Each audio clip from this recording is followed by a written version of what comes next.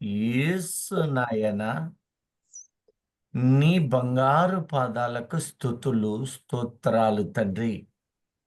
ఇంతవరకు పాటల ద్వారాను, ఆరాధన ద్వారాను, నీ వాక్య సత్యముల ద్వారాను మమ్మలను బలపరిచారు, ఆదరించారు. అవును తండ్రి, ఈ వ్యాజ్యము పాపము ద్వారా పెరిగి మమ్మలను పతనం చేస్తుంది. అయినా నీవు రమ్మని పిలుస్తూ ఉన్నావు. నీ సన్నిధిని వెతికి గొప్ప సన్నిధి కాంతిని మా మీద ఉంచినవాడు. అయ్యా, నన్ను నీ సిలువ చాటున మరుగు చేసుకొని జరగబోతూ ఉన్న ప్రతి మాటను మాకు తెలియచేయ్యా.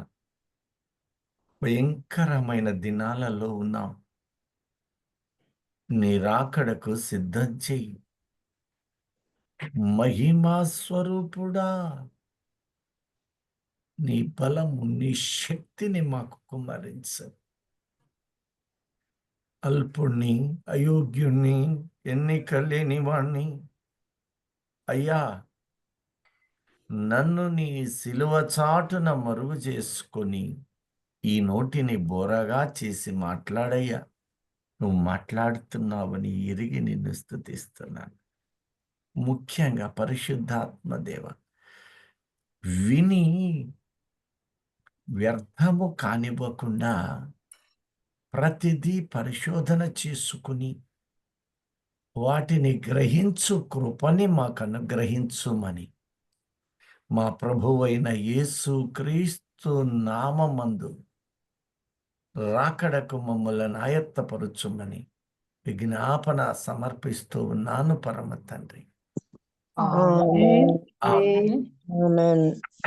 దయచేసి చూడండి, ప్రకటన 12 ఒక్క మాటను ధ్యానించి మనము ప్రస్తుతము జరుగుతూ ఉన్న జరగబోయిన అంశాలను కూడా మనను చేసుకుందాం. అందుచేత పరలోక నివాసులారా ఉత్సహించుడి. భూమి సముద్రమా మీకు శ్రమ. అపవాది తనకు సమయము కొంచెమే అని తెలుసుకొని బహుక్రోధము గలవాడే మీ యొద్దకు దిగివచ్చి ఉన్నాడని చెప్పెను. బహుక్రోధము కలిగిన వాడై వాడు దిగి వచ్చాడు. కారణం ఏమిటి అంటే తన సమయము నిర్ణయించబడిన కాలము వాడికి తెలుసు. వాడు లేఖనాలను ఎరిగిన వాడిగా మనము చూస్తున్నాము. వాడు గ్రహిస్తూ ఉన్నాడు. ఎలాగా? నిగూఢమైన భావాలు మన నోట నుండి పరిశుద్ధాత్ముడు తన ప్రియులతో ప్రకటిస్తూ ఉన్నప్పుడు, మన ఆలోచనలకు దేవుడు తెలుపుతూ అవి ప్రకటిస్తూ ఉన్నప్పుడు వాడు వెదుకుచు మన పక్కనే కాచుకొని వాడి చెవి ఉంటుంది. వాడెక్కడో ఉండడా, తూనీగ వలె కనిపెట్టుకొని ఉంటాడు. ప్రియ దైవజనమా, ఈ చాలా మంది ఒక పొరపాటు ఆలోచన చేస్తారు. ప్రార్థన చేసినప్పుడు, అపవాదిని ఎదిరించినప్పుడు వాడు పారిపోతాడే, కానీ ఎక్కడికి పోతాడు? నీ వెనక్కు పారిపోతాడు. అయితే నిన్ను తాకలేడు. ఎప్పటి వరకు తాకలేడంటే, నీకు నీవు తలకాయ తీసపోయి ఆ గర్జించు సింహం నోట్లో పెడితే వాడు కొరకేం చేస్తాడు? నిన్ను తాకకుండా నీలో పరిశుద్ధాత్మ దేవుడు నివాసి అయి ఉంటాడు.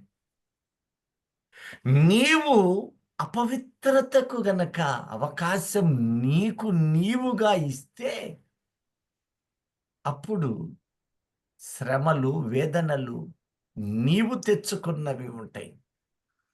అలాగే దేవుడు నిన్ను పరిశోధించడానికి కూడా కొన్ని క్రతువులను నియమిస్తాడు. పుటం వేయబడటానికి. భూమి, సముద్రమా నీకు శ్రమ అనినప్పుడు ఈ భూమిని దేవుడు ఏ రీతిగా ఏ ఏ పదార్థాలతో నిర్మాణము చేశాడు అనేది కూడా మనము తెలుసుకోబోతున్నాం. వీటి స్థితిగతులు ఎలా నిర్మాణం చేశాడో తెలుసుకోవాలి. అయితే ఈ భూమి అన్నప్పుడు భూమి 2 విధాలుగా ఉన్నదిగా చూపాడు. నేల భూమిగా చూపిన దేవుడు, రెండవది ప్రపంచము అనగా సృష్టి.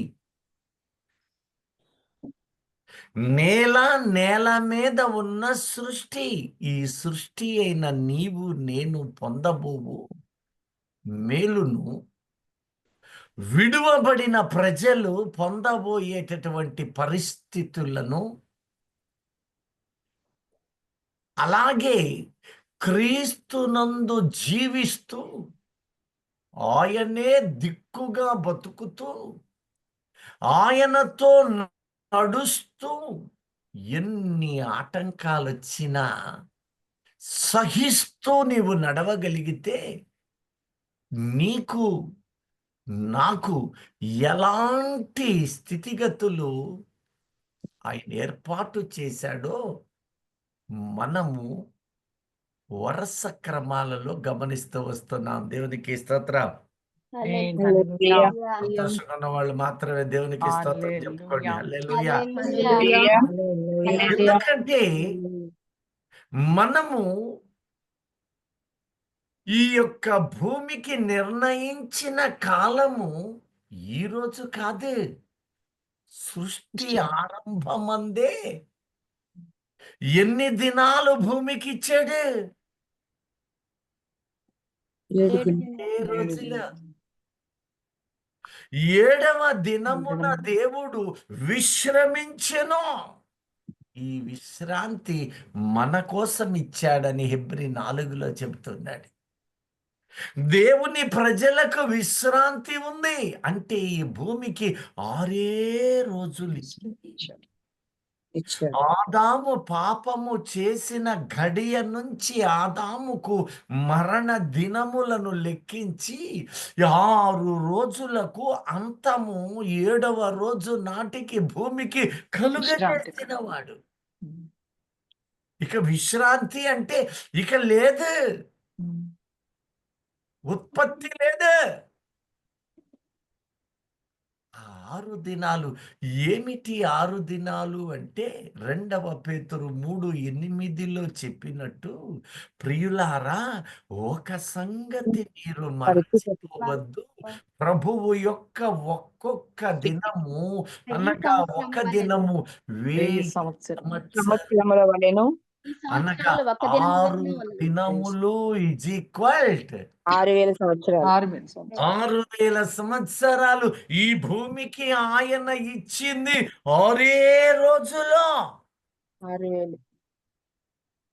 2వ పేతురు 3:9 ఒక్కసారి చూడండి. 6 దినములు దాటి అనగా 6000 సంవత్సరాలను కూడా దాటిపోయి 20 సంవత్సరాల పైన అయిపోయింది. ఈ 20 ఏళ్ల ముందే ఆయన వస్తే నీవేమైపోయే వ్యక్తివి? నీ విశ్వాసము ఎంత మేరకున్నది?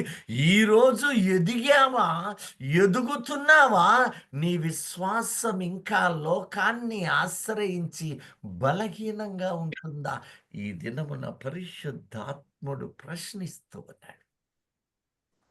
నేను నీలో ఎదుగుతున్నానా? దావాద్రైనప్పుడు, నీ గొంతులో నీరు తాగుతున్నప్పుడు, నీకు ఇంత తృష్ణ కలుగుతున్నప్పుడు, ఈ ఒక గుక్కెడు నీరుకు చాలదు. నీవు ఆత్మ జ్ఞానముతోటి, ఆత్మీయ కృపతోటి, కృపా వరాలతోటి నిన్ను నీవు సవరించుకుంటూ వెళ్ళాల్సింది. ఎదుగుతూ ఉండాలి. ఎన్ని విమర్శలు రావచ్చు, వేదనలు, అపహాస్యములు ఎన్నైనా ఉండవచ్చు, వాటి వైపు చూడ వీలే లేదు. కారణం, నీవు పరలోకవాసివై ఉన్నావు. ఎందుకంటే దేవుడు నీవు సంపూర్ణుడవు, సంపూర్ణురాలవు అవ్వడానికి నీకు ఆ నశించు మనస్సును తొలగించడానికి ఆయన సమయం ఇస్తూ ఉన్నాడు. హల్లెలూయా. హల్లెలూయా. హల్లెలూయా. చదవమ్మా. కొందరు ఆలస్యమని ఎంచుకున్నట్లు ప్రభువు తన వాగ్దానం గురించి ఆలస్యము చేయవాడు కాడు గాని, ఎవడనూ నశింపవలెనని నిశ్చయింపక అందరూ మారు మనసు పొందవలనని కోరుచు మీ ఎడల దీర్ఘశాంతము గలవాడై ఉన్నాడు. అందరూ మారు మనస్సు అన్నప్పుడు ఇక కలుపు మొక్క, కలుపు తలంపు ఉండొచ్చా? ఉండకూడదు. ఒకసారి ఆలోచన చేయండి. ఈ భూమి మీద నటన వంటి ఆలోచనలు, లోక తలంపు, వేషధారణ, ఈ హృదయానుసారమైన ఈ బ్రతుకు పరిపూర్ణమైన స్థితిగా ఉండి తీరాలి. ప్రార్థన చేస్తున్నాడండి, కానీ గుణములో, ఆలోచనలలో, తలంపులలో ఉన్న ఊహలో పాటల జిడ్డు జిగటమన్నిగా ఉంది. అందుకోసం ఆయన 6 రోజులు దాటినా అవకాశం ఇస్తున్నాడు. అందుకని హబక్కు హగ్గయి అంటారు, ఇక ఆలస్యం ఉండదు. మీకు 5-6 నెలల క్రితం ఒకసారి, అంటే నా మెసేజెస్ డిసప్పీర్లో ఉంటాయి, మరి మిగతా వాళ్ళవి వస్తున్నాయి, కానీ మరి బాబుని అడిగాను, క్యాప్షన్స్ అర్థం కాక నీవు పెట్టట్లేదన్నాడు. సరే, మంచిది. కానీ మీరు యోచన చేయవారు గనుక ఈ రాకడ దినాలలో ఒక విషయాన్ని మీ ముందు ఉంచాను, ఉంచుతున్నాను, ఉంచబోతున్నాను. భూమికి ఇవ్వబడిన 6 దినాలను సంపూర్తి చేయబడిన ఆ ట్రాన్సిట్ పీరియడ్, ఆ నిశ్శబ్దమైన క్షణాలలో నేను ఉన్నా. అంటే ఇక క్షణమా, ఎప్పుడో తెలియని ఆ గడియ కాలము. ఎంత భాగ్యవంతులం! ఆ రోజు కోసం ఎదురు చూసి మన పితరులు చూసి వాళ్ళ దేహాలు మట్టిలో కలిసిపోయింది, చచ్చిపోయారు, మరణించారు, లేక నిద్రించారు మన పితరులైన పరిశుద్ధులు కొందరు. కానీ నీకు నాకట మృతి చెందకపోతే అలాగే మేఘములు, తారాజువలో, విమానాలు, రాకెట్ల వలె మనము స్వయంగా లేచి పరదైసు భాగ్యమునకు వెళ్ళే గొప్ప కాలము అది మన కాలములోనే ఉంది. అనేక ఆధారాలను చూపుతూనే ఉన్నాడు. ఈ తరువాత రాకడ 7 ఏండ్ల శ్రమ తర్వాత భయంకరమైన యుద్ధము. ప్రియ దైవజనమా, మీకు కొన్ని నెలల ముందే చెప్పాను జరగబోవు పరిస్థితి. అదేమిటి అంటే, ఈ అమెరికా ఆర్థిక వనరులు కుంగిపోబోతున్నాయి.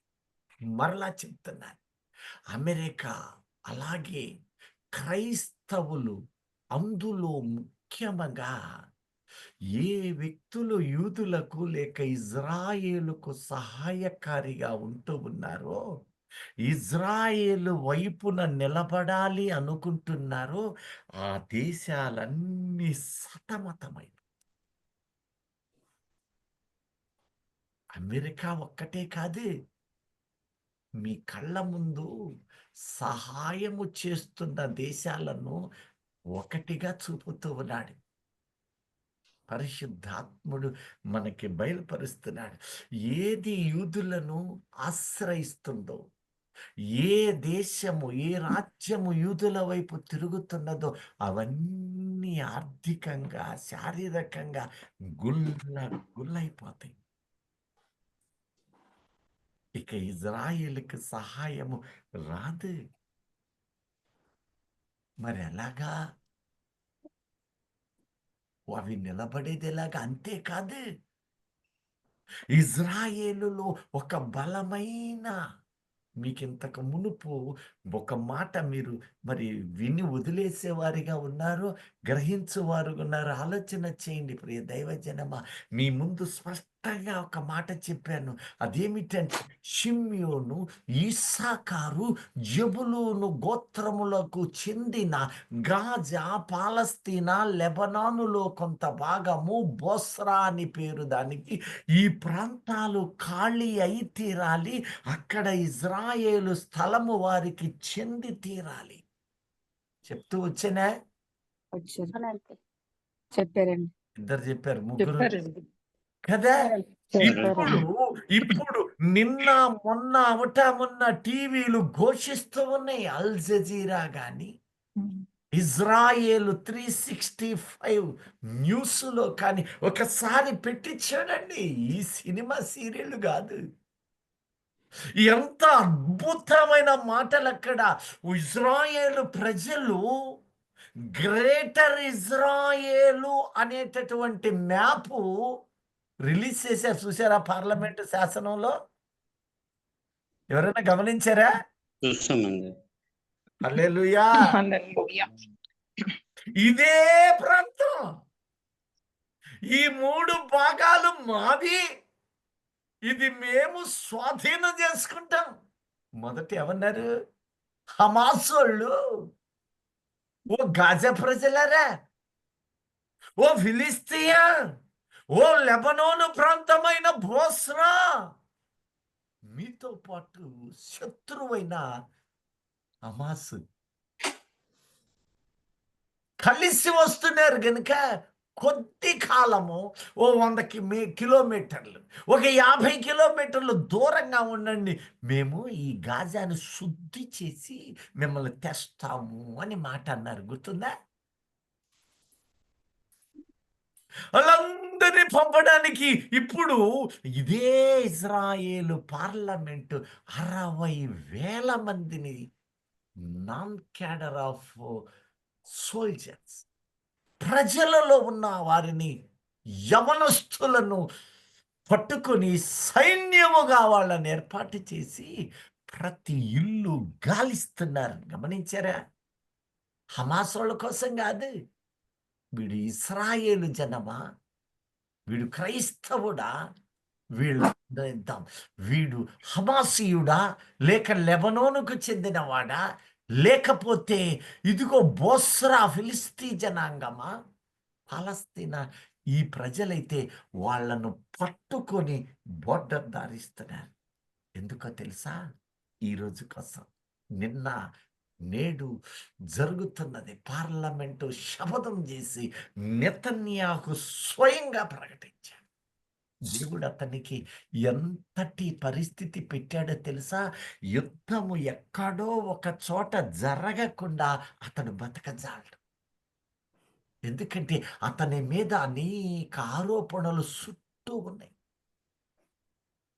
కాబట్టి ఇది కూడా దేవుని సంకల్పమై ఉండవచ్చు.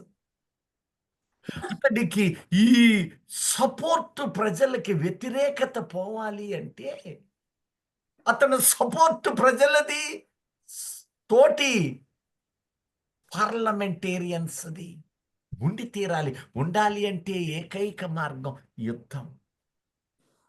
అతడు దీన్ని తప్పించుకోవడానికి యుద్ధం చేయవచ్చు. దేవుని సంకల్పం అందులో ఏముంది? ఇలా అన్నిటినీ కొల్లగొట్టి ఒక గ్రేటర్ మ్యాప్ తయారు చేశారు.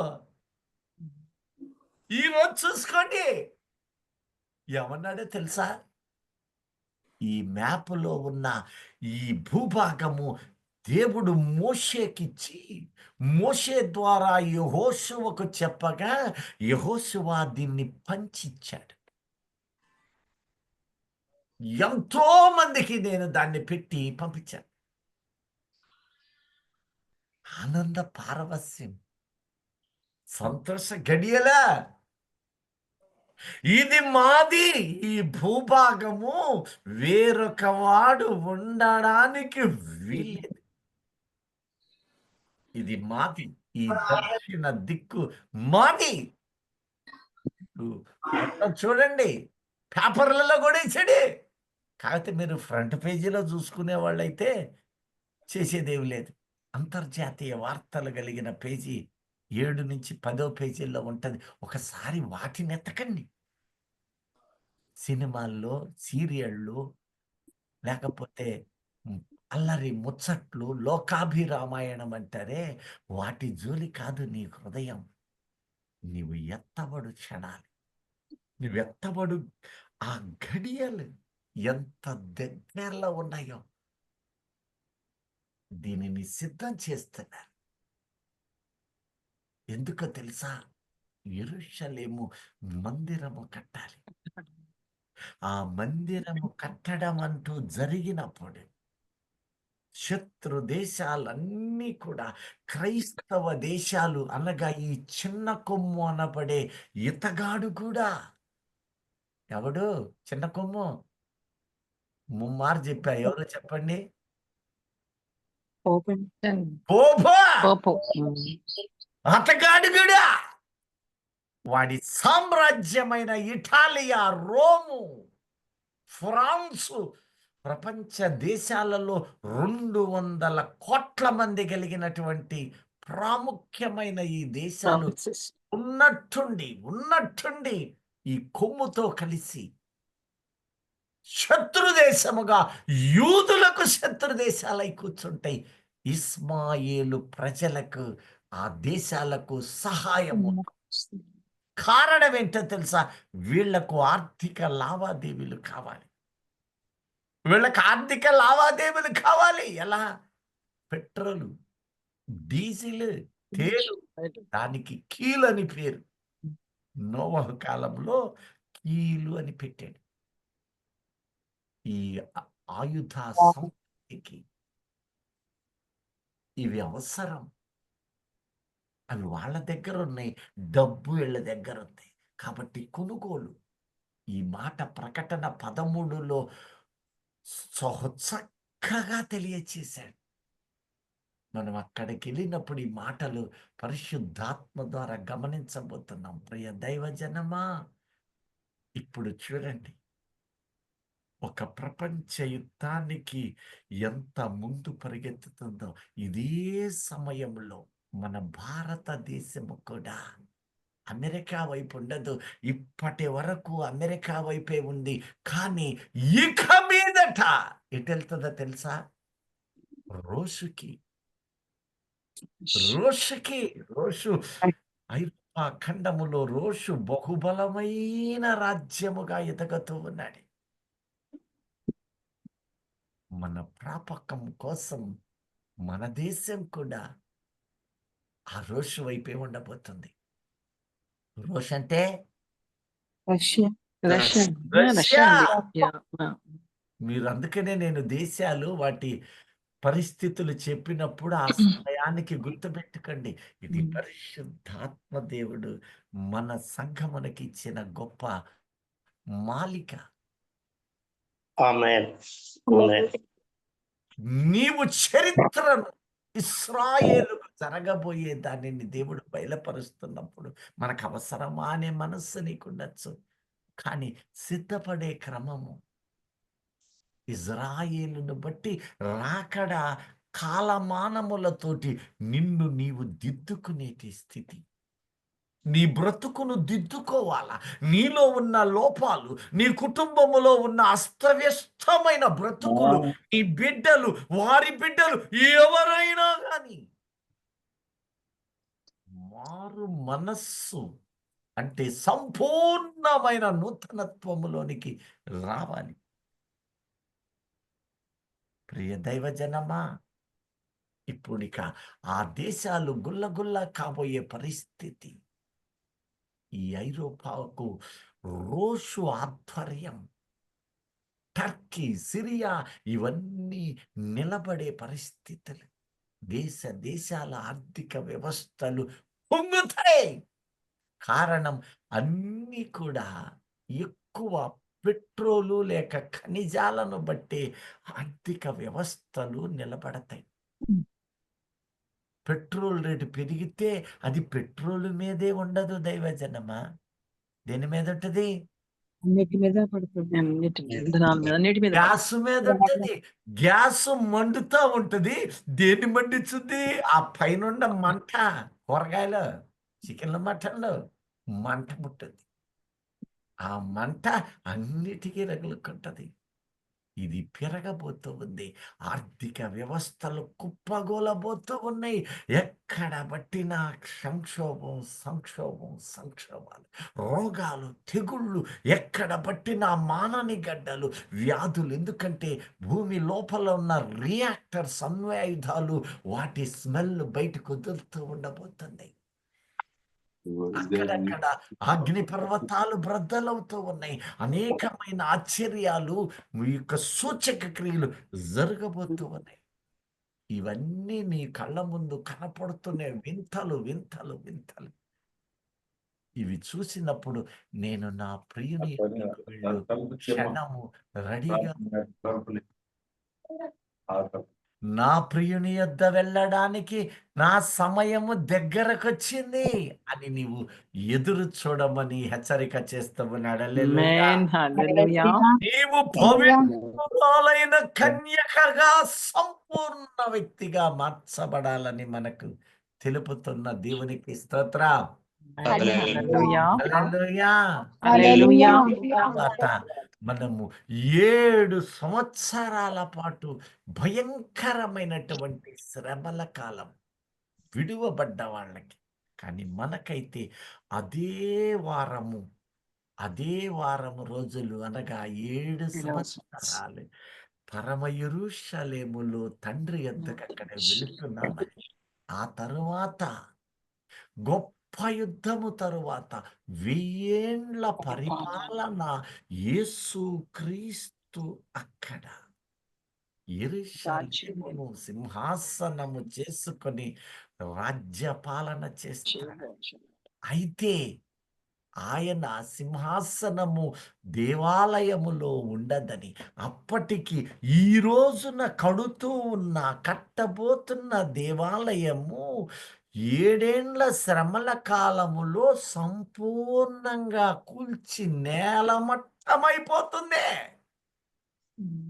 ఇక ఆలయం ఉండదు. ఆయనే ఆలయమై ఉంటాడు.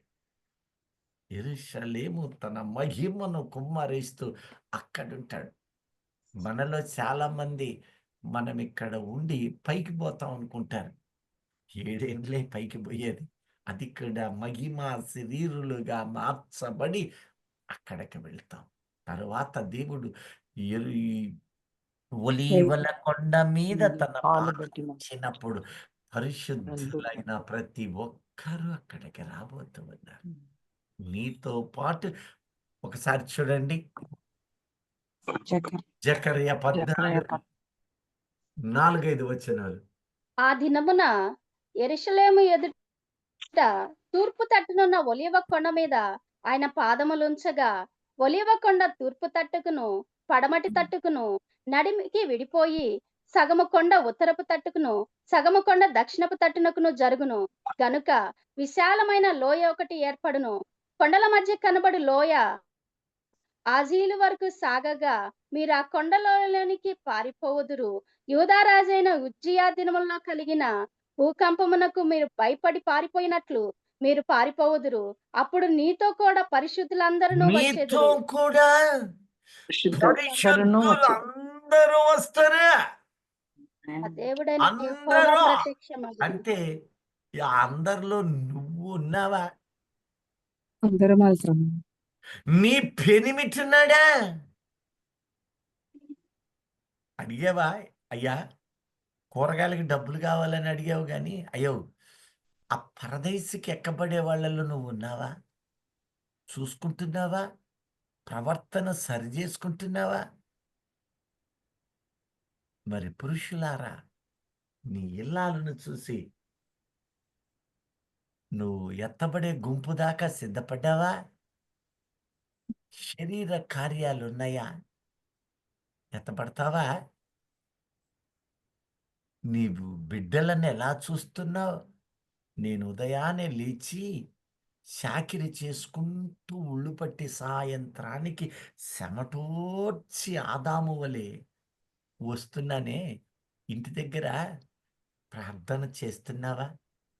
ఆఫీస్ నుంచి వచ్చే సమయం దాకా బిడ్డలను కూర్చోబెట్టి ప్రార్థన నేర్పావా? పనికి మాలినోళ్ళుగా అవుతారు, జాగ్రత్త. చూతున్నావా? స్త్రీలారా, ప్రార్థన చెయ్యకపోతే నానొస్తాడ్రా, చదవకపోతే వస్తాడ్రా అని తిడుతున్నారు గాని మంచిదే. క్రమశిక్షణ, విశ్వాస సహిత ప్రార్థనలో లేకపోతే ఆదివారం చర్చికి పోలేదా, సర్లే నేను పోను నువ్వు పోబాకు, మాయ బతుకు. ఆపదొస్తే, కన్నీళ్లు కార్చాల్సి వస్తే ఆ రోజు ఏడ్చే పరిస్థితికి రాకూడదు. దేవుణ్ణి వెతుకో. ఇక్కడ ప్రార్థన చేస్తుంటే ఆడకపోయి పండుకునే వాళ్ళు ఉంటారు. ఏం కాసేపు దేవునికి కేటాయించలేవా? వాక్యం వినలేవా? మనస్సు పెట్టలేవా? నీ కుటుంబాన్ని పిలవలేవా? కూర్చో ప్రార్థనకే. ఎందుకంటే నువ్వు చదువు మీదను ఇంకేదో పెడుతున్నావు. కానీ అన్నిటికీ మూలమైనది జ్ఞానము. అది యెహోవా చెంత ఉన్నది. Amen. Hallelujah. నీ బిడ్డలను ఎలా నడవాలో నీవు నేర్పకపోతే వాడు పెద్దవాడై ఎతుకుతుంటాడు ఎదురమ్మడి తిరిగి. బతుకు తెరువు కూడా దొరకని స్థితులలో నలిగిపోతుంటారు. ఈ రోజున క్రైస్తవుల బిడ్డలు కూడా ఎలాంటి పరిస్థితుల్లో ఉన్నారు? క్రైస్తవుని బిడ్డలు, ఈ భూమి ఆయనది, ఈ భూమి సమస్త ప్రపంచం ఆయనదే. కానీ నీ బిడ్డలకు నిలబడడానికి ఇంత స్థలము లేకుండా పోతుందా? నీ సంపాదన కుండ పగలగొట్టి నీళ్లు పైనుంచి పోసినట్లవుతుందా? ఎందుకు? ఏం జరుగుతుంది? ఎందువలన ఇలా జరుగుతుంది? ఇప్పుడైనా సమయం పోలా, మోకరెళ్ళండి, పశ్చాత్తాపపడండి, ప్రార్థించండి, ఏడవండి, రోదించమని హెచ్చరిక చేస్తున్నాడు. దినములు భయంకరంగా ఉన్నాయి. ఆ భీకరమైన దినాలలో నీ కుటుంబము కాపాడబడాలి. నీ కుటుంబము మేల్కొనాలి. ఒక చేత్తో పట్టుకుంటే సాధ్యం కాదు. ఓ మనిషికి బాలేకపోతే ఒక చేత్తో పట్టుకొని లేపి చూడు, సాధ్యం కాదు. 4 చేతులతో అవలేలగా లేపగలం కదా. ఆ 4 నీవే, నీ భార్యే, నీ బిడ్డలే. 5-6 చేతులు కుటుంబం అంతా కలిస్తే ఒక్కొక్క చోట 7-8 చేతులు, 2-2 జతలు అంటే 5-6 కుటుంబం. చిన్న వయసు నుంచి దేవుని పాటలు, దేవుని సన్నిధి మాటలు పిల్లలకు చక్కని కథలులాగా వివరించగలగాలి. అది మానేసి టీవీ పెట్టరా, ఆ పెట్టినోళ్ళు ఎవరుకుంటారా, పెద్ద సౌండ్ నీ చెవులు పగులు కొడతారు. నీ చెవే పగిలేది. నీ కంటికి అద్దాలు వచ్చినాయి. ఎందుకు? అది జన్మరీత్యా వచ్చినాయి కావు. ఈ ఎకిలివన్నీ వచ్చి కొట్టినాయి. ప్రియ దైవజనమా, లోపమును దిద్దు, కూర్చోండి. ఇప్పుడు సెలవులు అనుకుంటాగా. ఏం చేస్తున్నారు సెలవుల్లో? పిల్లల్ని కూర్చోబెట్టి పిల్లలతో పాటు తండ్రులు, తాతలు, అమ్మమ్మలు, నాయనమ్మలు కలిసి సినిమాలు చూస్తున్నారా? టీవీలు చూస్తున్నారా? విలువైన మాటలు, శ్రేష్టమైన మాటలు నువ్వు కూర్చోబెట్టి ఒళ్ళో కూర్చోబెట్టుకొని చప్పట్లు కొడతా దేవుని పాటలు పాడినానా అని అంటున్నారా? లేకపోతే ఎట్టున్నారు? నీకు ఆశీర్వాదం అనగానే దోసిళ్ళు పడుతున్నావే. ఆశీర్వాదానికి దోటి కావాలి కదా, పండు కోయడానికి దోటి. ఆ దోటియే నీ ప్రార్థన, నీ విశ్వాసము. అంటే నీకు విశ్వాసివే కానీ అందులో ఫలించేటంత నీకు నువ్వు పోగొట్టుకుంటున్నావు. పోగొట్టుకున్నా కూర్చొని ఎక్కడికి వెళ్ళినా కుటుంబ ప్రార్థన పెట్టండి. లోకం ఎట్టుందో తెలుసా? ఒక పాస్టర్ గారి ఇంటికి వెళ్ళా నేను మెట్లెక్కేసరికే అందరు కలిసి సొత్తన్నారు. అప్పుడే చర్చి నుంచి వచ్చా. ఎంతసేపు కొట్టినా తలుపు తీయడు. కొద్ది పక్కన గట్టి కొట్టంగా ఆ కిటికీలో నుంచి తొంగి చూస్తారు. ఎందుకంటే పాపం బయట దొంగడు వచ్చాడేమో అనుకుంటారేమో. చర్చి అయిపోయి రమ్మని చెప్పగా వెళ్తే, అయ్యగారు మీరా? కట్టేయండిరా. ఏం కట్టేయాలా? టీవీ. ఇవి కట్టేయండిరా అన్నాడు. నేనది తప్ప ఒప్ప నేననను. సమయము పోనివ్వద్దు. అపవాది తన సమయము కొంచెమేనని ఎరిగిన వాడై నీ సమయం దొంగలిస్తాడు. వాడు చేసేది అదే. ఇంకొంతమంది ఉంటారు, నలుగురుంటే ఐదుగురుంటే ఇంటికి 5 రూములు ఉంటే 5 రూములు దొరుకుతారు. వాళ్ళు ఎట్టున్నారో వీళ్ళకి తెలియదు, వీళ్ళు ఎట్టున్నారో వాళ్ళకి తెలియదు. అంతా కలిసి గుడ్డోడికి దోవ చూపించినట్టు అందరూ గుంట్లో పడుతుంటారు. పడ్డాక ఇక్కడ చూస్తుంటారు, ఎవరు కాపాడతారా? అవస్థలు కొని తెచ్చుకోవటం మంచిది కాదు. ప్రియ దైవజనమా, నీ కుటుంబం ఎలా ఉంది? నీ బిడ్డల ప్రవర్తన నడత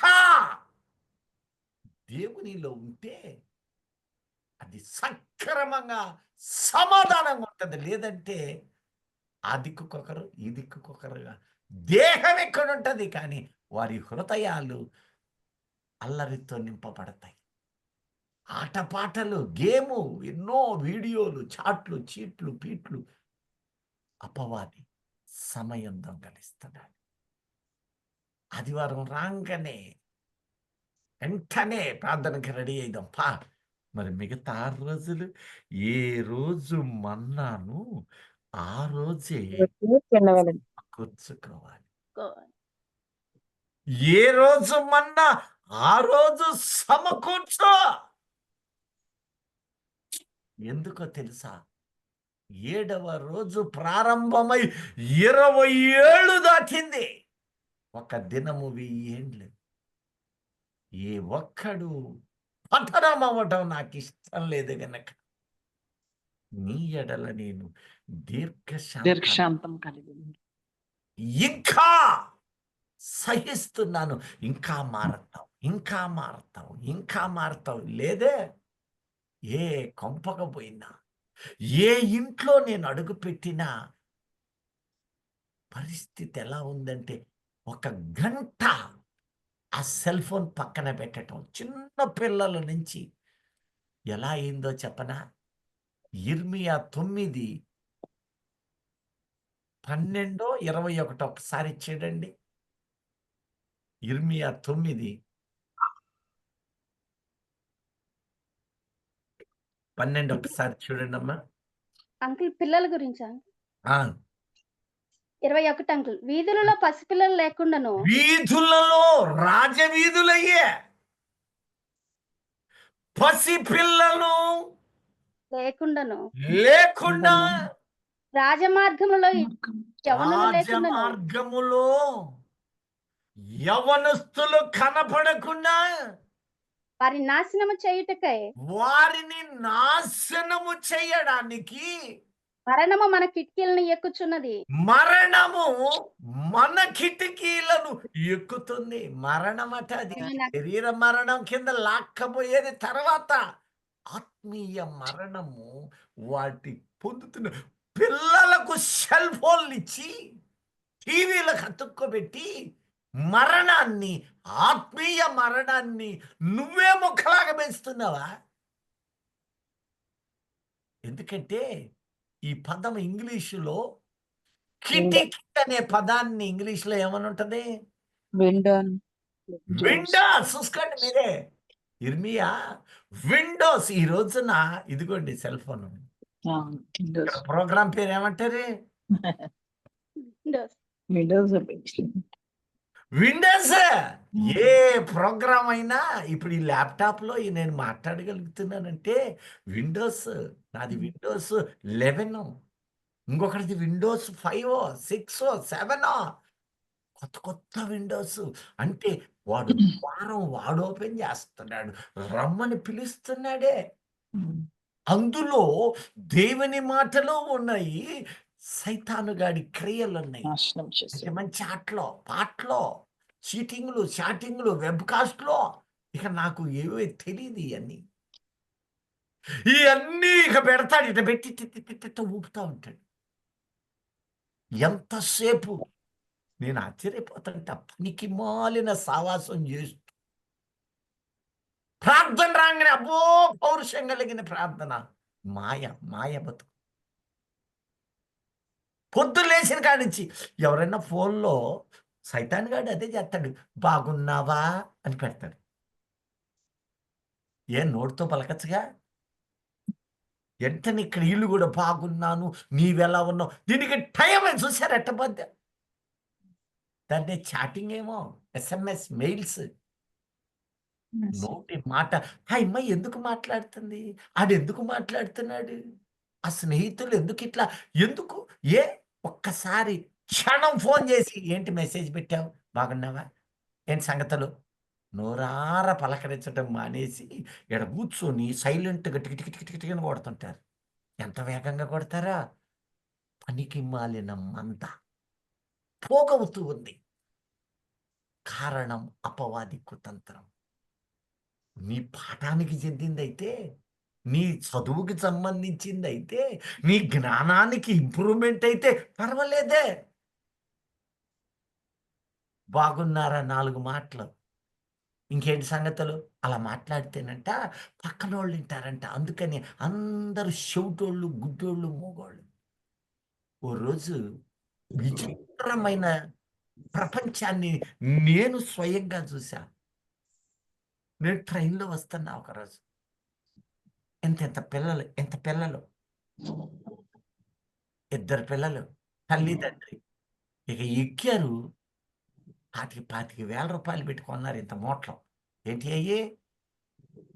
ఫోన్లు. ఫోన్లు. ఇక ఇచ్చి గొడవ చేయకుండా ఉంటారని, గొడవ కాకూడదని ఏం పిలిచి దేవుని మాటలు 4 చెబితే బాగానే ఉంది. క్రైస్తవ కుటుంబం ఇక సెల్ ఫోన్లు ఇచ్చింది. ఇక కూర్చొని వాడొక ప్రపంచం, ఈడొక ప్రపంచం, తండ్రి ఒక ప్రపంచం, తల్లి ఒక మాయలోకం. ఒకరితో ఒకరు నెమ్మది లేదు, సమాధానంగా మాట్లాడటం లేదు, కనికరమ కలిగిన మనస్సుతో బిడ్డలను ఆదరించేది లేదు, ఏమీ లేదు. అయ్యో వీళ్ళు క్రైస్తవులా, వీళ్ళ భాషలు మాట్లాడుతున్నారు, వీళ్ళ ప్రవచిస్తున్నారు. మాయ మాయ మాయ. ఈ రోజున ఆ శపించబడ్డ అనుభవాలు నీలో ఉన్నాయా? వదలలేకపోతున్నావా? వదిలించు, వదులుకో.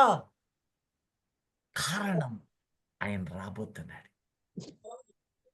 ఆయన అనేకులైన తన సేవకుల నోట ఆయన మాటలుంచి హెచ్చరిక చేస్తూనే ఉన్నాడు. దినమెల్లా పోరాటం చేయిస్తున్నాడు. అంటున్నాడు, అయ్యో దినమెల్లా నాకు శ్రమే, వేదన, బాధ నాకే ఎందిది, నాలోటే ఎందుకు పెట్టావు? వేదన పడుతున్నాడు. అయినా ఏం చేసేది, నా నోట పెట్టాడు. నాకది తప్పదు. నేను చిన్న పిల్లవాడినయ్యా, అందరికంటే పశువుడినయ్యా అని ఆ రోజు అన్నా కూడా నువ్వు చిన్నోడిని అనద్దా, ఉన్నోళ్లలో నువ్వు చిన్నోడిని అనద్దా, బాలుడు అనడు. వాళ్ళు అనబాక. నా నోట మాట్లాడిన శక్తి చాలదని నమ్ము. అది భావించు. నేను పంపువారి యుద్ధకు పోవాలి.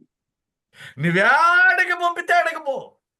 నా మాటలు ప్రకటించు. నిందలు, అవమానాలు, ఎకిలి, హాస్యాలు, అపహాస్యాలు ఎన్నైనా రాని, వారు నా జనులై ఉన్నారు. వారి బ్రతుకులు మారాలి.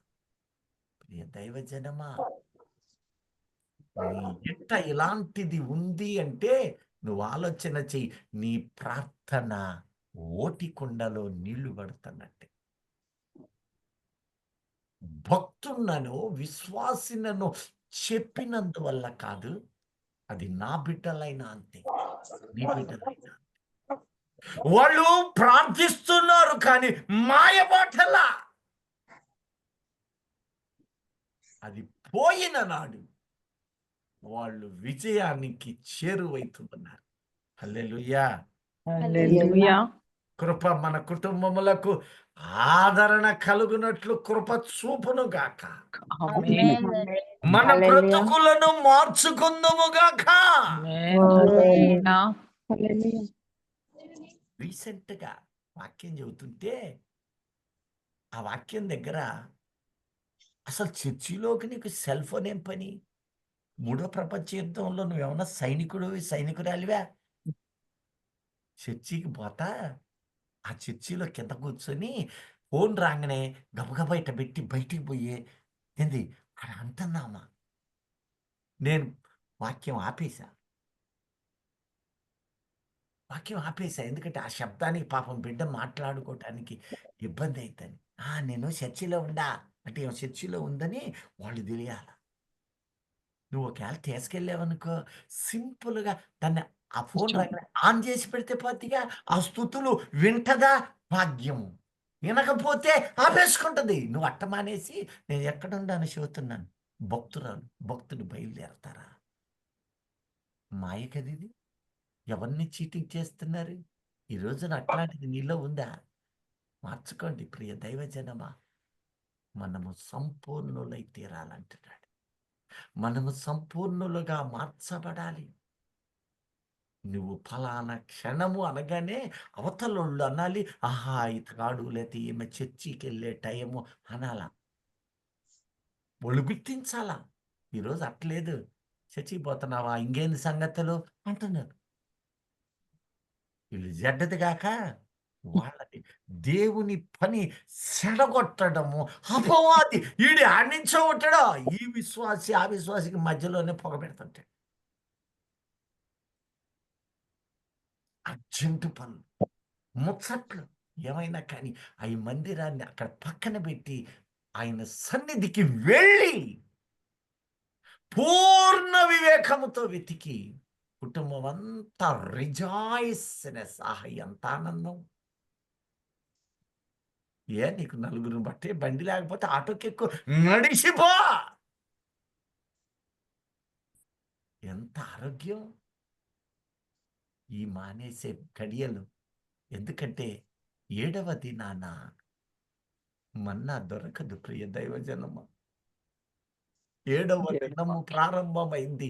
ఆయన జాలి తెలిసి మునుపటి మహిమ కన్నా రెట్టింపుగా నీకు ఇస్తూ ఉన్నాడు. కడవరి వర్షము అది ఆగిపోతే ఆ తర్వాత నువ్వు వెతికినా దొరకదు.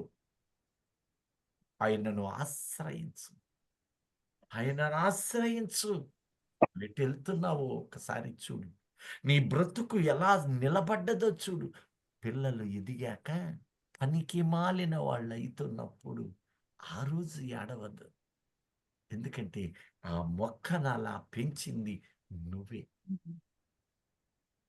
వాళ్ళను సోమరులుగా పనికి మాలిన వాళ్ళుగా చేయబడింది. ఎందుకు అంటే మొక్క వంగలేదు, అది మానైంది నరకటానికే ఉంటది. వాళ్ళు ఒక రోజు చదవకపోయినా పర్వాలేదు. మీకు ఒక చిన్న విషయం మీ ముందు ఉంచుతాను. నా కూతురు కూడా ఇందులో ఉన్నట్టుంది ఈరోజు. ఆ పిల్ల సోమవారం ఎగ్జామ్, ఏదో పీడియాట్రిక్ చదువుతా ఉన్నప్పుడు డాక్టర్గా వైజాగ్లో సోమవారం ఎగ్జామ్. కూర్చొని నేనేం చదవలేదు, నేను ఇప్పుడు చర్చికి పోను అని ఏడ్చింది. ఏడిస్తే ఏమన్నాను తెలుసా? నువ్వు చదివినా చదవకపోయినా నాకు సంబంధం లేదు, నువ్వు వెళ్ళి తీరాలంతే. ఇక కోపం పట్టుకోలేక, సరే పోతాను పో, అయితే నేనే చదవను, ఇంకా అలిసిపోయానని చర్చికి వెళ్ళి మధురవాడ దగ్గర సాయంత్రం వచ్చి ఇక అంతే పండుకున్నట్టుంది. ఉదయాన్నే లేచి ఏడుస్తుంది. నువ్వు వెళ్ళావుగా చర్చికి, ఆయన చూసుకుంటాడు. చదివింది జ్ఞాపకానికి రాటల్లా, పర్లేదా, ఆయన చూసుకుంటాడు పోని ప్రార్థన చేశా. ఆ ప్రార్థన చేసి పంపాక ఇక్కడ నేను ప్రార్థన చేయటం ప్రారంభించాను. పిల్లల్ని యుద్ధానికి పంపుతున్నారు పెన్నుతోటి, ఇక్కడికొచ్చి వంట వార్పుల మీద. మంచిదే, కానీ దేవునికి ఇచ్చే సమయం ఉంటది. యుద్ధానికి వెళ్ళువాడును ఆయుధముల దగ్గర కాయువాడును ఏకరీతి. అయ్యా, నీ సన్నిధికి వచ్చిందయ్యా, నేను తప్పుతానేమో అని ఏడిచింది. తప్పదా, ఇందులోనే ఎక్కువ మార్కులు వస్తాయని నేను, నానంతే చెబుతాడులే అని ఆ పిల్ల. అంటే దేవుడు ఏం చేశాడో తెలుసా? పరీక్షలు ఎట్లా రాసావమ్మా? ఎట్టో రాశానులే. ఎట్లా రాసిందంటే ఎట్టో రాశాను. కానీ ప్రియ దైవజనమా, ఆ సబ్జెక్టు రిజల్ట్ వచ్చినప్పుడు ఆ సబ్జెక్టులో కూడా గోల్డ్ మెడల్ వచ్చింది. గోల్డ్ మెడలిస్ట్ యూనివర్సిటీ టాపర్ అయిపోవచ్చు. ఆయనను వెతికించు, నువ్వేం చేసినా నాకు సంబంధం లేదు, ఆయనతో నడువంతే.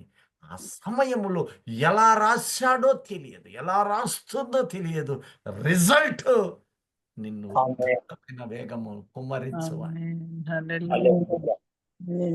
నీ బిడ్డలు ఎలా పెంచుతున్నా, ఎలా పెంచావు పనికి మాలిన వాళ్ళు అవుతున్నారా? నీ ఆలోచన తలంపులకు అనుగుణంగా మారుతున్నారు. నీ చేతుల్లో ఉంది. కారణం దైవజనమా, సమయము పోనివ్వక సద్వినియోగం చేసుకో. ప్రభు అంటూ ఉన్నాడు, ఈ సమయము నాది, నా సమయమును నీవు కేటాయిస్తే ఆ సమయము నిన్ను సంపూర్ణునిగా మార్చేది నేను. రాకడ అతి దగ్గరలో ఉంది. పరిశుద్ధాత్మ దేవుడు సూటిగా హెచ్చరిస్తూ ఉన్నాడు. మీరు చూడబోతున్నారు, పాశ్చాత్య దేశాలు ఎంత డొల్లగా మారబోతున్నాయి. మీరు చూస్తూ ఉండగానే ఈ రాకడకు ముందు క్షణాలలో ఉన్న మనకి భయంకరమైనటువంటి ఆర్థిక స్థితులతో దిగజారబోతూ ఉన్నాయి. మరి ఇజ్రాయేలుకు సహాయం ఎలా? ఇజ్రాయేలుకు సహాయము యెహోవా ఉన్నాడు. హల్లెలూయా. ఆమేన్. హల్లెలూయా. నేను దేవుని ఇజ్రాయేలై ఉన్నాము, మనకు సహాయము ఆయన. ఆయనే. హల్లెలూయా. హల్లెలూయా. మార్చుతూ అనేకులను దేవుని ప్రియులుగా మార్చుతూ మన కుటుంబములను క్రీస్తు రాకడకు సిద్ధపరుచుకుందము గాక. ఆమేన్. హల్లెలూయా. ఇండ్ల పరిపాలనలోనికి ఎత్తబడు గుంపుగా మన కుటుంబం అంతటిని స్థలములో యాపిల్ పండు తీసుకుపోయి, బత్తాయి తీసుకుపోయి 4 తొనలు కుళ్ళిపోయి పర్వాలేదులే అని నీ బంధువులకు, రక్త సంబంధీకులకు ఇస్తే వారు ఆనందిస్తారా? ఏంటిలా తెచ్చి? అలాగే లేమి కలిగిన బ్రతుకులు, ఆ చెదల వంటి జీవితం మనలో ఉండ వీలు లేదు. సమస్త గృహము ఆయన పాదములలో చెంత ఆనందించదుము గాక. ఆమేన్. ఆమేన్.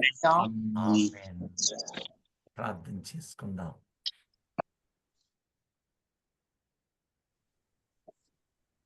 మహోన్నతుడా, సర్వశక్తిమంతుడా, యేసు నాయన నీ బంగారు పాదాలు